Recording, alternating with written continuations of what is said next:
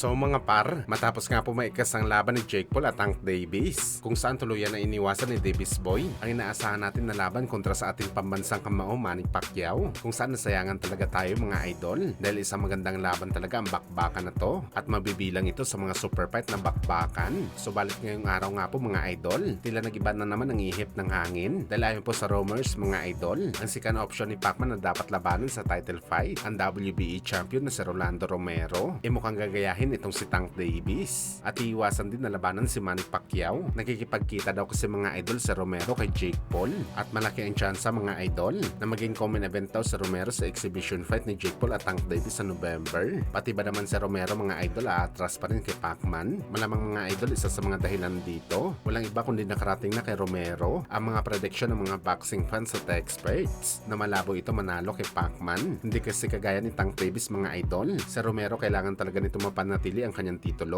dahil ito lamang ang kanyang puhunan. Kung wala ang titulo nito mga idol, syempre bababa ang market value nito, kaya malamang naniniguro lang talaga si Romero.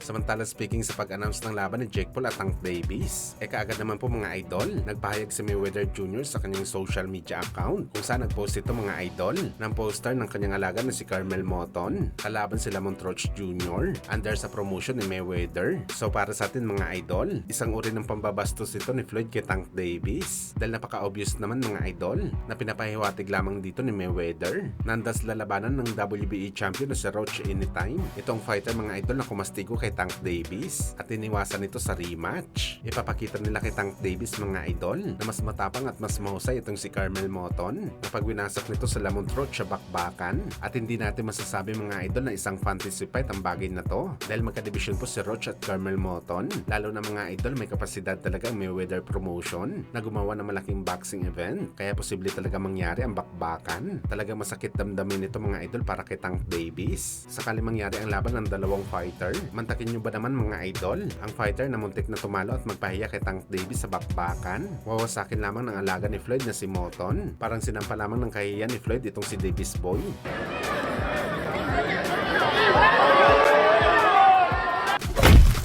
Sa kabilang banda naman mga idol, matapos nga po sinabi ni Koki Kamida na posibleng sa December mapapalaban si General Casimero sa unang laban nito sa Kamida Promotion, kung saan mga idol, pinabulaan na naman po ng Team Casimero na December sila mapapalaban. Tinawag nila ito na fake news mga idol. Wala malamang mas maaga siguro mapapalaban si Ala sa Kamida Promotion at mas mabuti na ito mga idol dahil mag-uumpisa na ng training ngayon si Casimero at sana mga idol wala na talagang palpak at hindi na magka-problema sa timbang ang angas ng Pinas na si Cuadro Alas.